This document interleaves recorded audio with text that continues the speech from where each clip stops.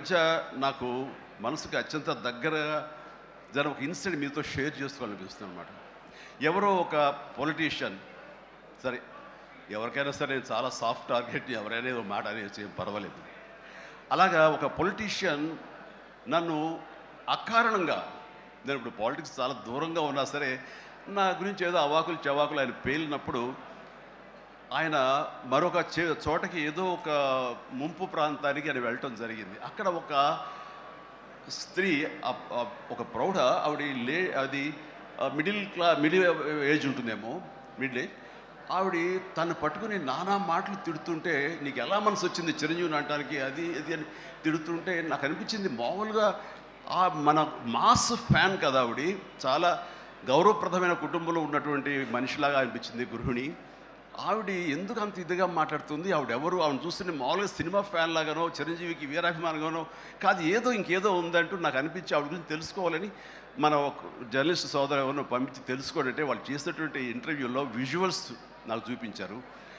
ఏంటమ్మా అంత ఇదిగా, ఆయనకి వీరాభిమానం అంటే అభిమానం సినిమాభిమానం కాదయ్యా, ఆయన వ్యక్తిత్వానికి అభిమానం అంటే చెప్పినప్పుడు నా మనసు టచ్ అయింది.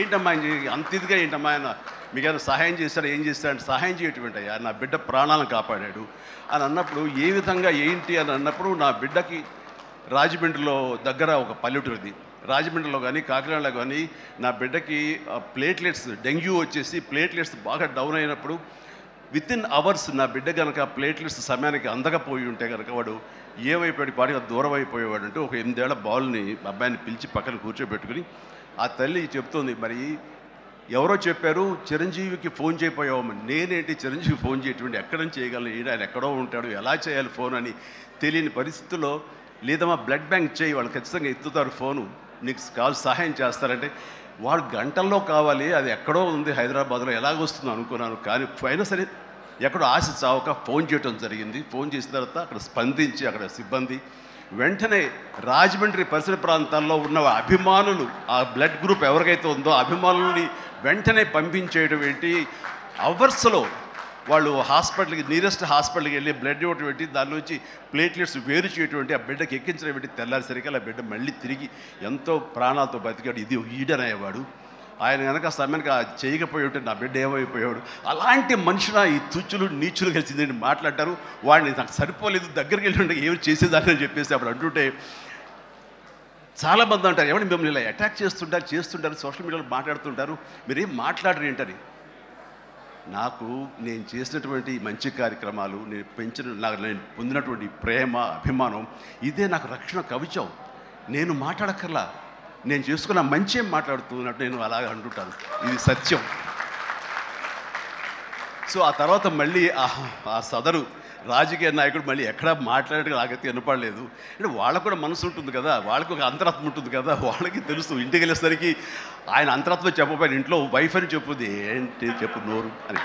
సో ఇలా ఉంటుంది అన్నట్టు వాళ్ళ ఇది. సో మనం మాట్లాడక్కర్లేదు, మనం చేసుకుంటూ వెళ్ళిపోతూ ఉంటే కనుక ఎవరైతే ఇలాంటి రాతలు కానీ చేతలు కానీ మాటలు అంటారో వాళ్ళకి అదే సమాధానం. అందుకని నేను ఎప్పుడు దేనికి స్పందించను, అవసరం నాకు లేదు.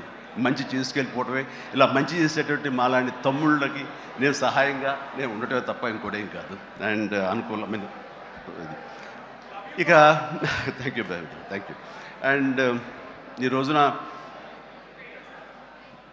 ఎక్కడ ఇతర దేశాల్లో నా అభిమానులు కూడాను నా మాటని స్ఫూర్తిగా తీసుకుని వాళ్ళ ఆయా ప్రాంతాల్లో వాళ్ళు బ్లడ్ డొనేషన్స్ చేస్తూ ఈ రోజున నా పేరు, నాకు మంచి పేరు, మరింత మంచి పేరు వచ్చేలాగా నేను గర్వపడే విధంగా వాళ్ళు చేసేటువంటి బెడ్ డ్రైవ్స్కి వాళ్ళు ఎక్కడో సరే, ఏ ప్రాంతంలో ఉన్నా సరే, ప్రతి ఒక్కరికి నేను ఎప్పుడు కృతజ్ఞతతోటి నేను నా మనస్ఫూర్తిగా నా అభినందనలు తెలియజేస్తూ ఉంటాను.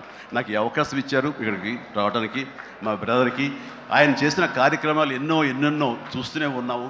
అండ్ దానికి ధీటుగా ఎవరు నిలబడలేరు. అలాగే నిరంతరంగా వాళ్ళ నాన్నగారికి నివాళులు అర్పించే విధంగా ఇది సెంటనరీ ఇయర్.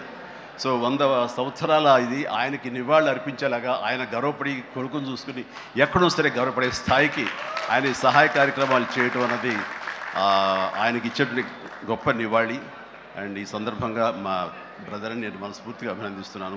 అండ్ ఇలాంటి కార్యక్రమాలు ఎప్పుడు చేసినా సరే నన్ను పిలవండి, మీకు అందుబాటులో ఉంటాను, అందరూ కలిసి చేద్దాం. అండ్ ఫ్యూచర్లో మీరు ఎక్కడ ఏం చేసినా సరే మంచి కార్యక్రమాలు నాకు అవకాశం ఇవ్వండి. మీతోనే ఉంటారు. And thank you everybody. నమస్తే. Thank you. అంకుల్ డాడీకి మీరు సర్టిఫికేట్ ఇస్తారా? ఆయన డొనేట్